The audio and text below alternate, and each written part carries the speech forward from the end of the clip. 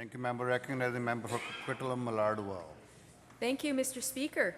I rise in the House today to take my place in this debate on the motion to refer Bill 24 on the Agricultural Land Reserve to a standing committee. A committee that would, whose responsibility would be to hear what people in this province have to say about this bill that would have huge implications on agricultural land and how it's used. A committee that I would imagine would also hear from scientists, from growers, from people who like to eat, like everybody in this House, and from people who have spent considerable years protecting our farmland. 40 years we've been doing that, and those people have lots to say about what is good about the original piece of legislation and what is challenging about the current piece before us. So referring this to committee would provide opportunity to gather all of that information and make a reasoned, well thought out, evidence-based decision. So I do want to take a few minutes just to talk about consultation, because I think there's this idea that has been floated around, certainly from the other side of the House, about what consultation looks like. And this committee, as far as I understand, that consultation would involve inviting many different kinds of groups to the conversation, extending and reaching out to them and saying, we want to hear from you. We believe you have valuable information that will help inform this government. Consultation is not just reading letters. So one of the things that I think is important about when we think about consultation, when we represent people, it's very dangerous to assume that we know exactly what people want, especially if we didn't put that in our election platform. Because when you put it in an election platform, at least people, that is a form of consultation. If they pick you, then you have been given the authority to actually make those decisions. But if it's not in a campaign, if it's not talked about before the election, then you have not been given that right to represent people on that particular issue. And in this case, we do know that those on the other side of the House said nothing about making changes to the Agricultural Land Reserve. And so as a result, I think it's beholden to them to actually do some proper consultation. And this bill will allow that to happen. You know, I had a colleague on Coquitlam Council who took this approach of you don't really need to consult. He was of the belief that, you know, I just talked to a few of my friends, and if this is how they think about things, then that's sort of good enough. It's representative enough of sort of what the masses want, the masses in our community. And he believed that this gave him enough information in order to make a wise decision. And although he might hear from stakeholders on a particular issue, he really didn't invest the time or the energy to really go out and hear what people have to say. So I think it's actually a bit boorish to think that just because you talk to a handful of friends that somehow means that everybody supports it or enough people support it. But what was really interesting was that the next election didn't turn out too well for him. He didn't get reelected. And so I saw that as a piece where people want to be consulted. It's important to them that their voices are heard on important pieces of legislation, and referring this bill to committee will provide that opportunity for this government. So as I think about, you know, when my previous colleague didn't think that he needed to consult with friends, or that he could just consult with friends, I think what he learned, and certainly what I learned, is that when you consult with friends, it just doesn't cut it when it affects an entire community, or in this case, an entire province. And when you consult with friends, where people are making, you know, where you're going to be making changes in legislation that affects people's livelihoods, well, that just doesn't cut it. And consulting with friends doesn't cut it when you're making dramatic policy decisions where 80% of the electorate actually support the current piece of legislation. So part of what I needed to do, as I knew I would be speaking to Bill 24 and certainly now speaking to this motion to refer, I thought it was important to sort of get a sense from others in this province, because I just didn't want to consult with my friends. I wanted to go out and hear what people had to say about this idea of referring and consultation. Well, several weeks ago, I was in Creston at the AKBLG, which is the local government association in the Kootenays. And there was real substantial concern among the mayors, councillors, and directors around the proposed changes to the ALR and the ALC. And they were quite worried about the proposed dismantling of these institutions and how they were going to affect their constituents. And what they noted to me, what they said to me, was that there really hasn't been any consultation with farmers. And so this group of local leaders, they put together an emergency resolution asking the UBCM and the provincial government to go out and properly consult with farmers in all areas of the province in order to properly identify just how these proposed changes will impact the future of agriculture in our province. I value consultation. I think we all in this House value consultation, real consultation. When you don't consult the farming community about an important piece of legislation that's going to impact your livelihood, I don't know how you can get away with that. I come from local government, and I can't imagine making sweeping land use changes without consulting the group that is most impacted by proposed changes. And when I was in Creston, I had this opportunity to spend the afternoon touring 3 different farms and had conversations with these farmers just to hear what they had to say about the impact of these changes and how they expect this will affect their ability to continue operations. If we're being asked to make decisions about this kind of legislation, as legislators, we ought to know a little bit about what the implications are about these changes. So what I learned was that they're concerned about how their operations will be put at risk by parceling up the ALR. They're worried that this will increase land prices, inappropriate development will mean losing these lands forever, and their ability to use these lands through the entire supply chain will increase their costs, which will result in increasing food costs, continuing to make life more expensive for British Columbian families. Consulting means getting a better lay of the land and making a fully informed decision in this House. We did actually hear from the new Minister of Agriculture, who upon his appointment, we heard him say right here in this House that he is in the process of consultation. He says he's consulting on the ALR and the ALC and that he's open to making changes to the proposed legislation or even taking it off the table. To me, that was a very wise thing for him to say. What that said was, we need to hear from the people that this will affect. And when I heard him use the word consultation, I thought that to mean we're going to reach out to the people that will be impacted. We're going to reach out to the cattlemen. We're going to reach out to the farmers. We're going to reach out to the landowners. We're going to reach out to the farmers markets. We're going to reach out to everybody involved in this in the supply chain. We're going to reach out to everybody involved in making sure that British Columbians get local, healthy food into their bellies.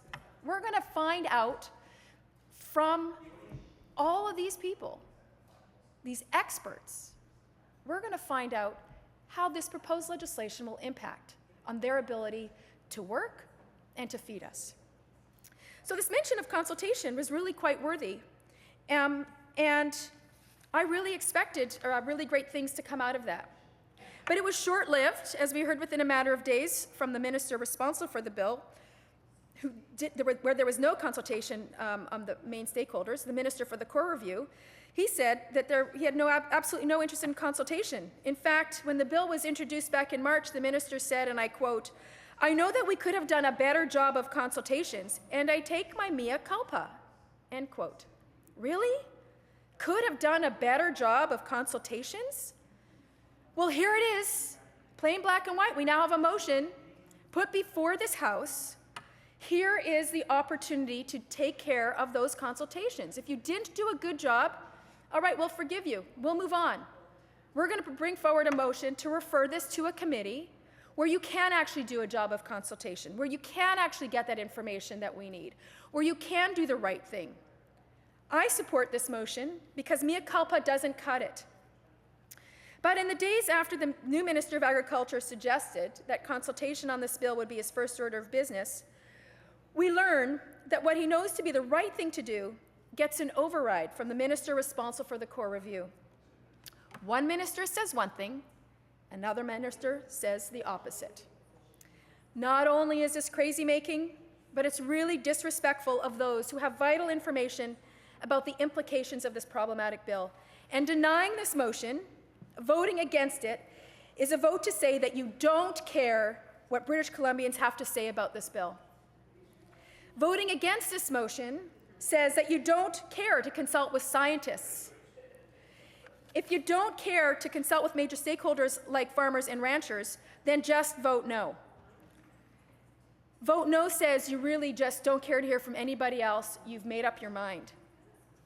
So in the absence of this Liberal government's commitment to consult with British Columbians, although I do need to say in this idea of consultation, I caught a tweet from the Premier's Twitter handle, I want to say about 10 days ago, saying how proud she was that they are for consulting on liquor reform and speed limits.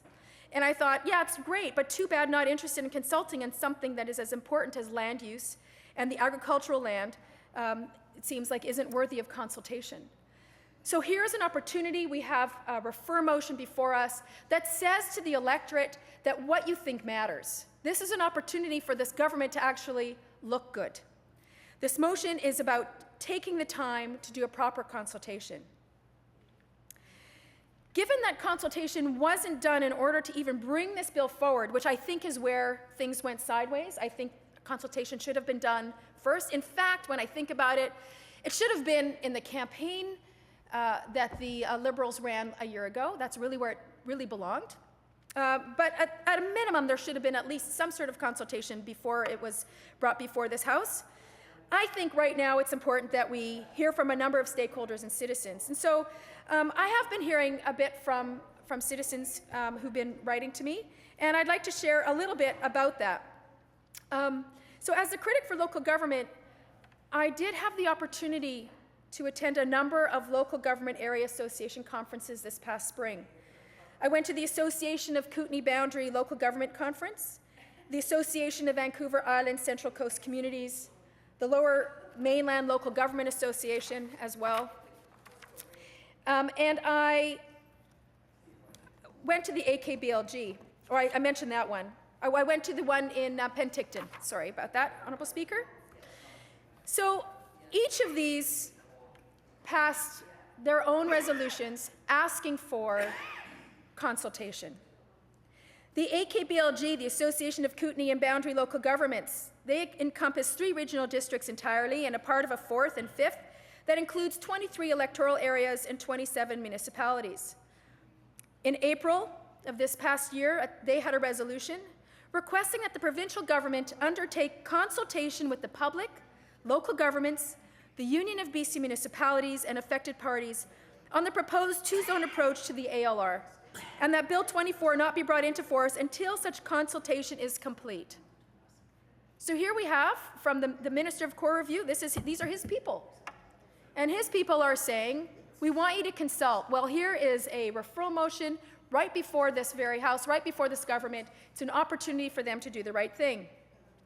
Now, the Southern Interior Local Government Association, they had resolutions as well, asking the provincial government to maintain the Agricultural Land Commission as an independent administrative tribunal and to protect the agricultural lands.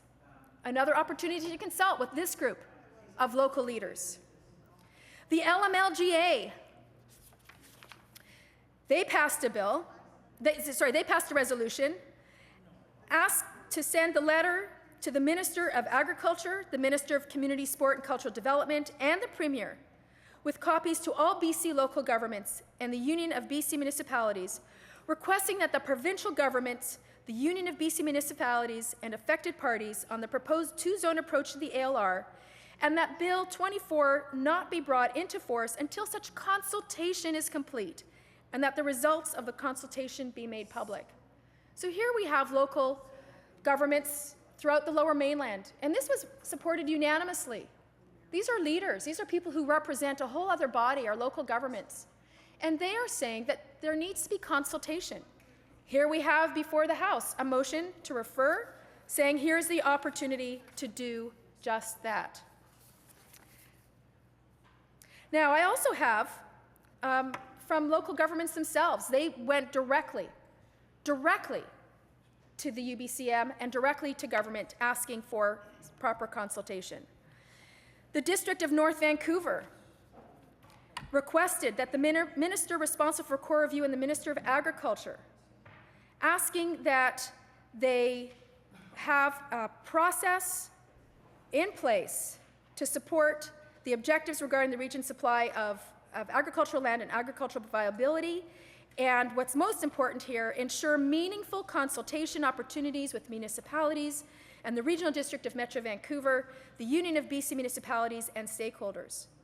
So here we are, local government, North Vancouver, no ALR there, but they are recognizing the value. They are saying that there is value in consultation.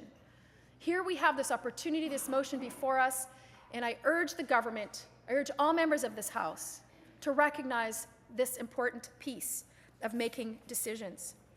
And lo and behold, from West Vancouver, again, not a place that has any agricultural land to speak of, but they too recognize the importance of consultation. They request that the minister responsible for the core review and the Minister of Agriculture ensure that the provincial core review process serve to protect and enhance the Agricultural Land Reserve and the Agricultural Land Commission, and ensure meaningful consultation opportunities with municipalities and the Regional District in Metro Vancouver. We also have the City of Burnaby, representing 223,000 people. No agricultural land there, I don't think, but they still recognize the value of eating local food, wholesome food. In April of this past April, they passed a resolution in opposition to the proposed alteration to the Agricultural Land Reserve. Well, this local government, I think we need to consult with them. I want to understand exactly, well, why? What's their opposition? It begs at least curiosity about what the concern is. The Islands Trust, representing 25,000 people. This past December, they sent a letter to the previous Minister of Agriculture and to the Minister of Core Review, supporting the preservation of the ALR and demanding consultation. They're looking to be consulted. They recognize the value of consultation. The District of Metchosin, 4,800 people. Unanimous council decision, April 2013, asking for no mandate change or reduction of the ALC. They too have a voice, and we, as legislators here in Victoria, have a responsibility to provide an opportunity to hear what they have to say and why they're in opposition. The City of Richmond, great hub of agriculture, 190,000 people. In October, they supported the resolution to protect and enhance the ALR and asking for consultation. In April, they passed a motion asking the province to consult with the public and local governments before Bill 24 becomes law. The District of North Saanich, 11,000 people. October 8th, a letter to the minister responsible for the core review, seeking clarification on core review of the Agricultural Land Commission. So they want clarification. A referral motion is an opportunity to hear what isn't clear. What does this government need to do in order to speak to their constituents, to let people know exactly what's being proposed and how it's going to impact on them. The Peace River Regional District, Honourable Speaker, 58,000 people. They sent a letter to the current Minister of Agriculture requesting that the provincial proposal to separate the agricultural land into two be withdrawn from the Legislative Assembly. Well, I'd like to hear exactly why, what's the problem? What is it about this current legislation that concerns them? It's the Peace River. I think it's responsible governing to hear what people have to say. And here we have before this House an opportunity to do the right thing. Now, the village of Nakusp, I know, very tiny little place, 1,500 people, but they too want to have their voices heard. They called in November. So they support the preservation of farmland, and they call for a long, substantial consultation period. They recognize the importance and the value of hearing from people, hearing what they have to say, making sure that their voices are heard. But, Honourable Speaker, we haven't just been hearing from local governments, and these local governments, given that we heard from almost every single area association and about a half a dozen or 10 different local governments, I would say that's a whole lot of people in this province who have something to say about the Agricultural Land Reserve. They have a whole lot to say about Bill 24. And a motion to refer provides us with the opportunity to really hear what they have to say. And so I think, I mean, I'm certainly supporting this motion, and it was great to hear from some of my colleagues to hear why they're supporting this motion to refer. I'd like to hear from other side of the House why they wouldn't support the motion. We haven't heard anything today, so I'd really love to hear why they wouldn't support it. It's this idea of hearing from the electorate that really sort of, I think, carries the day. And I really thought, Honourable Speaker, and I come from suburbia, and I sort of joke around this place that I'm a city mouse, and so agricultural land is sort of far from my experience, and loved going up to Creston and seeing how the food that I get at the local farmers market is grown. Some of it comes from up there, some of it comes from Langley, Richmond, Abbotsford. It's really great to, and Surrey too, the member from Surrey Newton wants to make sure I get his community in there. Yes, some of it comes from there. And so I had the opportunity for the first time ever, actually, to be at our farmers market. Our local farmers market, Honourable Speaker, for the most part doesn't really like politicians sort of thumping our wares at the farmers market, so they haven't really allowed us to come in. But they approached me and asked and said, would you come in and talk to people about the ALR and Bill 24 and do your own consultation? Because I understand that there's a motion before the House to refer, and could you sort of help educate people about what that is? And I said, absolutely, right? An opportunity to have a table there with, you know, for 4 hours and talk to constituents. It's like heaven. And so I thought, okay, so we're suburban, right? Coquitlam-Millardville's pretty suburban. I was prepared to have to explain in detail what the proposal before this House was all about. I was blown away, Honourable Speaker, about the number of people who understood what was at stake. I could not believe the number of people who came to me. I didn't have to go and say anything. They said, oh, Agricultural Land Reserve. They wanted to come and share with me what was going on. They wanted to debate with me why this was a bad idea. They wanted their opinions, their ideas, their fears, their worries, their hopes. They wanted me to bring that forward.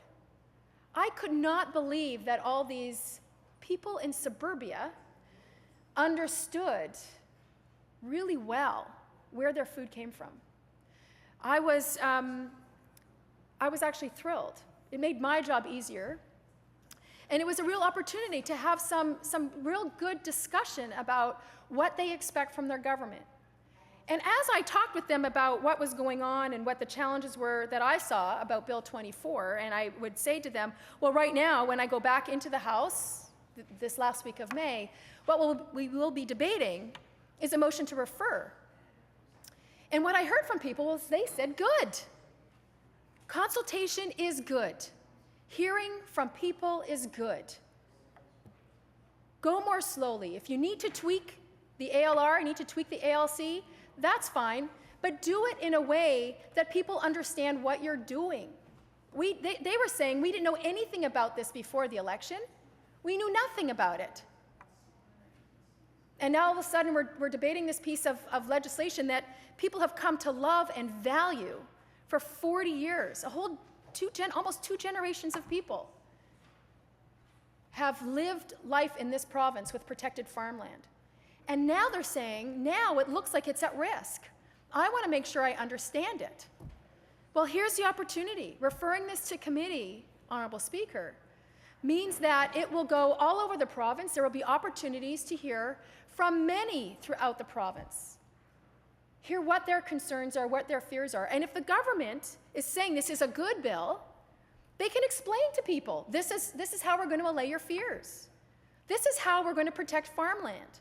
This is what it's going to really look like as it plays out. But that's not what I was hearing at the farmers market. People were very, very worried, and they want to have their voices heard.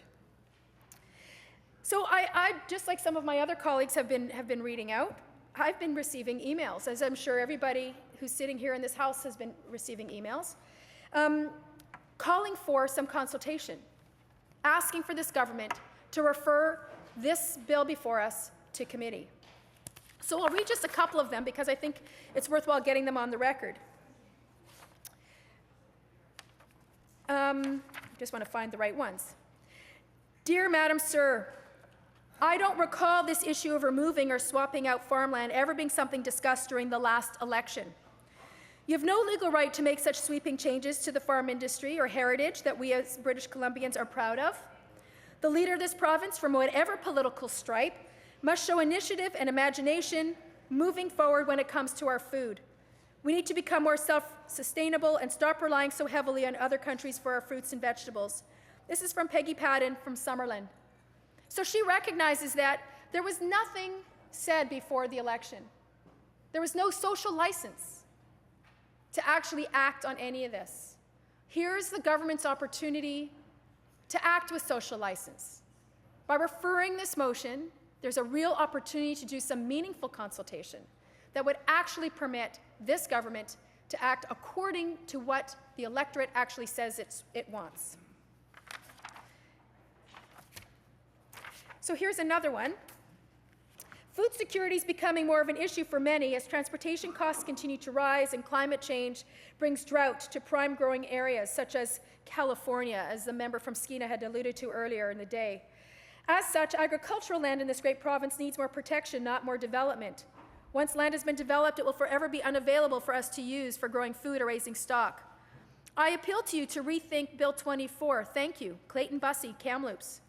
So here again, we have somebody who's saying, we need to think about this. There's huge implications. This is what my concerns are. He wants to be consulted. He wants to be able to share his concerns about what's being proposed.